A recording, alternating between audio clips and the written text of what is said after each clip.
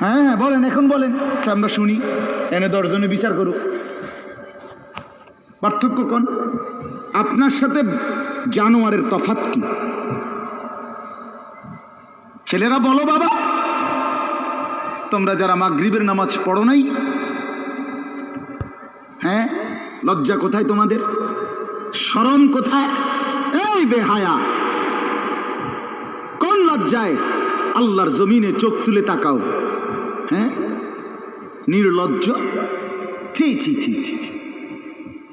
মুসলমান এত আত্মমর্যাদা বোধহীন হয় কিভাবে? মালিককে চেনে না, বানানেওয়ালাকে চেনে না, গোলামি বোঝে না, সেজদা দিতেও মন চায় না। মুসলমান এত পাষাণ হয় কেমনে?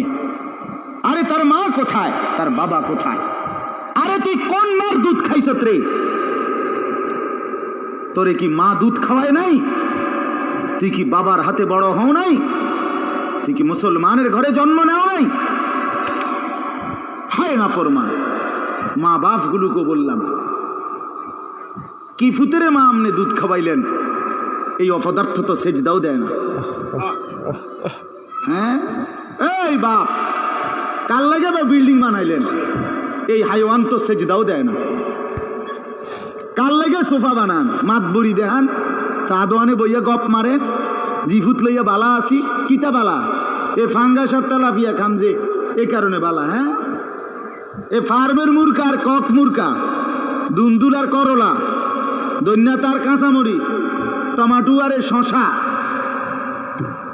এই তো খানা। আর কিতা কথা বলে? নারকি ঘুরে গেলে তো ফাঙ্গাস তেলাপিয়ে।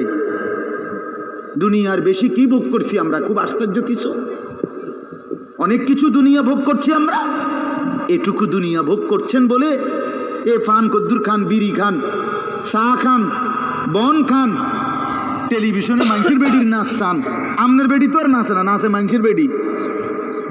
কথা বলেন না?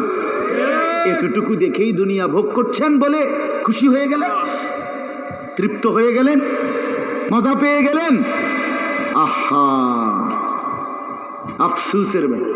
এত লম্বা আখিরাত কেমনে পার হবেন? এত লম্বা কবরের জিন্দেগি কেমনে পার হবেন বলেন তো? নূহ আলাইহিস সালামের জামানায় যারা মারা গেছে, তারা আজ কত হাজার বছর কবরে পড়ে আছে।